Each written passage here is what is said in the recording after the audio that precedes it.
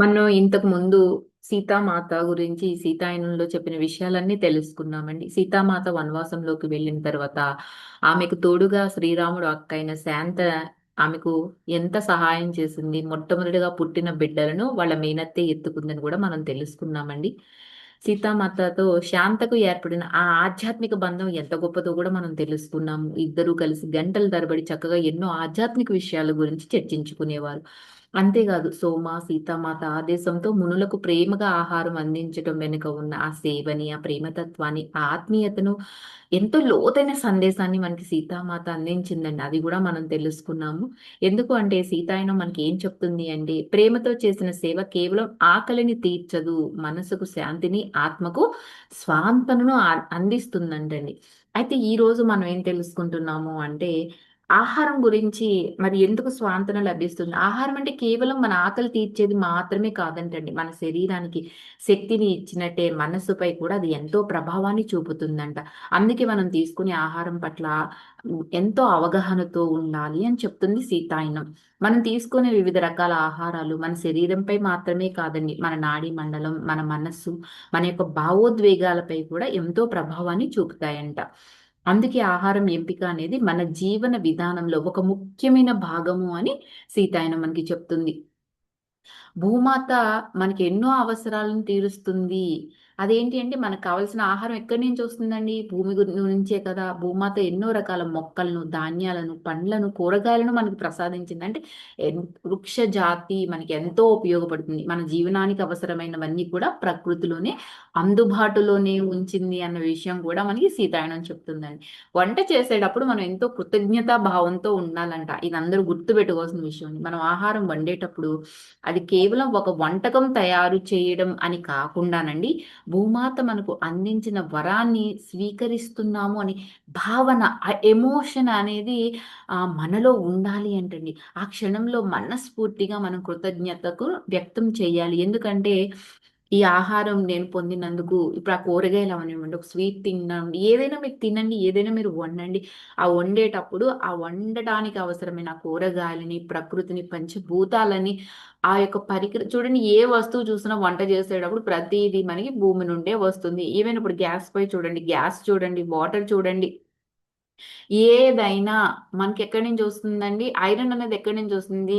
భూమి నుంచే కదా. మరి అలా ప్రాసెస్ లోనే కదా తయారైన ఈ వస్తువులన్నీ, వంటకు ఉపయోగపడే ఆ సామాగ్రి అంతా కూడా మనకి భూమి నుండి వచ్చేది. అందుకే మనం భూమాతకి ఎంతో కృతజ్ఞతని ఆ సమయంలో వ్యక్తం చేయాలి అంటున్నారు. చాలా మంది ఏదో ఆలోచిస్తూ ఎక్కడో మైండ్ని పెట్టి ఇక్కడ వంట చేస్తూ ఉంటారు. అలా చేయడం వల్ల మనకి ఎటువంటి ప్రయోజనము లేదు అని సీతాయనంలో సీతామాత మనకి చెప్తుందండి. ప్రకృతిలోని ప్రతి మొక్కకు ఒక ప్రత్యేకమైన లక్షణం ఉంది.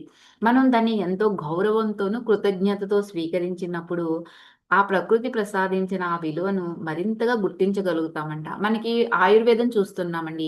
అందుట్లో ప్రకృతిలో లభించిన ఈ మొక్కలతోనే కదా, ప్రకృతి మొక్కల్లో వైద్యం గురించి చేస్తారండి. నిజంగా మరి ఇక్కడ చెప్పినట్టు మనం ఆ విలువ, దానికి ఎంతో ఒక విలువ ఉంది, దానికి ఒక లక్షణం ఉందని మనం ఎంతో గౌరవంతో, కృతజ్ఞతతో స్వీకరించాలి. చూడండి, ఇప్పుడు మామిడి పళ్ళు, మామిడి చెట్టు మరి మామిడి పళ్ళు ఇస్తుంది. సీతాఫలం, ఎన్నో ఎన్నో ఫ్రూట్స్ చెట్లు, ఎన్నో కూరగాయల మొక్కలు, ఎన్నో ఆకుకూరలు, ఎన్నో పువ్వులు, ఇవన్నీ ఎంతో విలక్షణమైన, ఒకదానికంటే ఒకటి ఎంతో ఉన్నతమైనవి అని మనం గుర్తించాలి వాటిని. మొక్కే కదా అని తీసి పారేయకూడదండి. అది ఇక్కడ మనకి సీతాయనం చెప్తుందన్నమాట.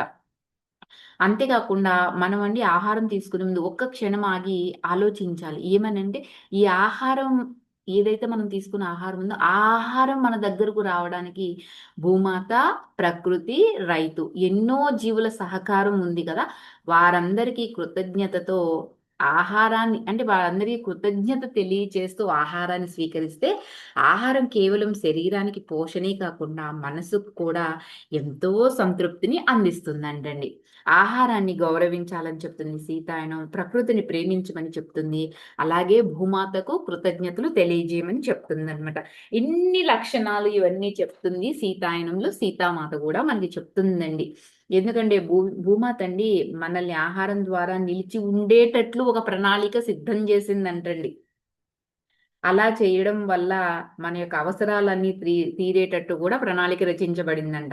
అందుకే మనం ఆహారం వండేటప్పుడు ఈ విషయం పట్ల ఎంతో ఎరుకతో ఉండి భూమాతకి కృతజ్ఞతతో ఉంటే మనం ప్రతి మొక్కలోనూ కూడా ఒక ప్రత్యేకమైన లక్షణం ఏదైతే ఉందో దాన్ని మనం మేల్కొల్పగలుగుతామంటండి. వీళ్ళందరూ తినడం ముగించి ఆ పరిసరాలను శుభ్రం చేసి లోపలికి వెళ్తారు. సోమ నిదానంగా వీళ్ళ అమ్మతో గురుకులం గురించి మాట్లాడి తెలుసుకుంటుందన్నమాట. అనసూయ ఆమె కథ కోసం ఎంతో అసహనంగా ఎదురు చూడసాగుతుంది. నెమ్మదిగా ఆమె కళ్ళు మూసుకుని మళ్ళీ సోమ మాట్లాడటం మొదలుపెట్టిందండి. మాత మళ్ళీ అరణ్యానికి ఎందుకు పిలిచబడిందోనని, ఆమె మళ్ళీ తపస్సు ఎందుకు చేయవలసిందో వచ్చిందో అని తెలుసుకోవటానికి అనసూయకు ఎన్నో సంవత్సరాలు సోమకి ఎన్నో సంవత్సరాలు పట్టిందంటండి. ఎందుకంటే వనవాసం చేసేసింది కదా! 12 ఏళ్ళు వనవాసం అయిపోయినాయి కదా! మళ్ళీ ఇక్కడికి రావడం ఏంటి అని సోమ ఎంతో బాధపడేదన్నమాట. ఆ శ్రమంతా ఆమె పడి తీరాలి అంటండి సీతామాత. శ్రీరాముడికి అది మరింత కష్టమంట. ఆ ఎడబాటు ఏదైతే ఉందో దానికి ఆయన మరింత తీవ్రంగా భావించాడంటండి. సీతామాతకు అది తెలిసి ఆయన బదులుగా కూడా ఇబ్బందంతా ఈవిడే పడిందంట. ఆయన ఆరోగ్యం, మనశ్శాంతుల కోసం సరైన ఆహారాన్ని తయారు చేయడం, వడ్డించడం, సేవ చేయడం, రాజ్య పాలనలో సహాయపడడం, కష్టకాలంలో ఓదార్పు ఇవ్వడం వంటివి ఆమె ఎంతో శ్రద్ధతోనే ముందే చేసేదంటండి రాజ్యంలో ఉన్నప్పుడు. పిల్లలు లవకుశులు కదండీ! వాళ్ళు పుట్టి కొంత కోలుకున్న తర్వాత ఆమె ఎక్కువ కాలం అరణ్యాలలో, తాను మిథులలో చిన్న పిల్లగా ఉన్నప్పుడు అలవాటైన విధంగా తిరుగుతూ ఉండేదంటండి అక్కడ పిల్లలతో. కొన్నిసార్లు పిల్లలతో సహా ఆమె కూడా వెళ్ళేదండి. ఆమె కీటకాన్ని అదే పనిగా చూస్తూ ఉండేదంట. ఒకానొక సందర్భంలో ఆమె విచారం ధ్వనిస్తున్న స్వరంతో భవిష్యత్తులో ఈ తెగ అంతరించిపోతుంది అని కూడా చెప్పిందంటండి. చూడండి ఇప్పుడు ఆహ్, ఆహ్, కొన్ని జీవులు పూర్వకాలాల్లో ఉన్నాయి. ఇప్పుడు లేవు కదా! డైనోసార్స్ మనం బాగా తెలుసుకోవాల్సినయి. మొన్నటి వరకు పిచ్చుకలు గూడా మనకి అంతరించిపోయినాయండి. మళ్ళీ మనం ప్రకృతిని కొంచెం కాపాడుకోవటం, ఈ యొక్క ఫోనుల ద్వారా వచ్చే ఆ రేడియేషన్ తగ్గించడం వల్ల మళ్ళీ అవి సంతరించుకోవడం మొదలైంది గదా! అలాగే అప్పుడే భవిష్యత్తు చెప్పిందంటండి. భవిష్యత్తులో ఈ తెగ అంతరించిపోతుందని. కానీ అది ఎంత చక్కగా ఉందో చూడు అనేదంటండి సీతామాత.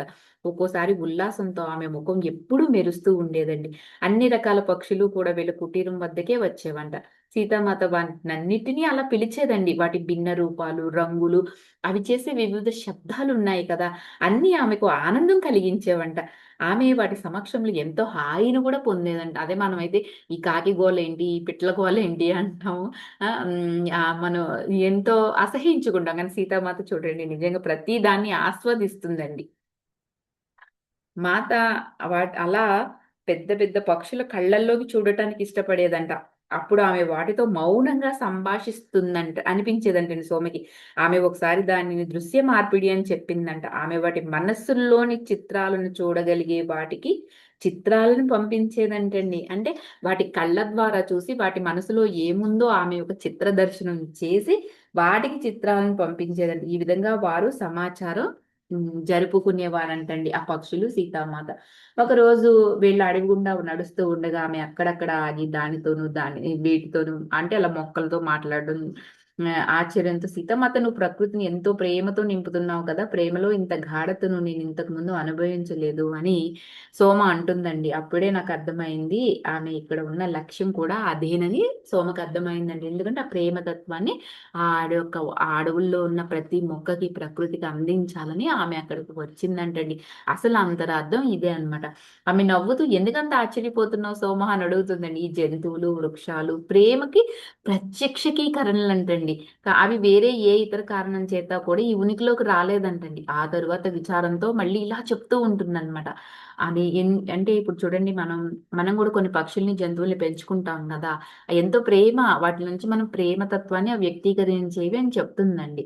అంతే గాకుండా మానవ జాతికి ఒకప్పుడు ఈ విషయం గూడా తెలుసంటండి. కానీ అందరూ వేగంగా దీన్ని మర్చిపోతున్నారంట. వారు తమ మధ్య మిగతా ప్రకృతి మధ్య ప్రసరించి ఆ ప్రేమ ప్రవాహం ఏదైతే ఉందో దాన్ని నిరోధించినప్పుడు ఇంక తలపట్టుకుందండి చెప్పలేక. ఇది జరగకుండా ఆపాలన్నదే సీతామాత యొక్క ప్రగాఢమైన వాంఛండి. మనకి ప్రకృతికి ఉన్న మధ్య ఆ యొక్క కనెక్టివిటీ తొలగిపోకూడదని సీతామాత అప్పటినుంచే ప్రయత్నం చేస్తుందనమాట. దానికోసం మనం ప్రపంచాన్ని మరింత ప్రేమతో సంతృప్తి పరచాలి సోమ అని చెప్తుందండి. ఎందుకంటే మనం చేయవలసింది అది ఒక్కటే. దానివల్ల మాత్రమే మన మధ్యలో ఉన్న కనెక్టివిటీ తెగిపోదంటండి. ప్రకృతికి, మానవుడికి ఉన్నదంట. అందరి కోసమే మీరు మళ్ళీ వెనుకకు అరణ్యాల్లోకి పిలువబడ్డారా అని సీతామాతని సోమ అడుగుతుందండి.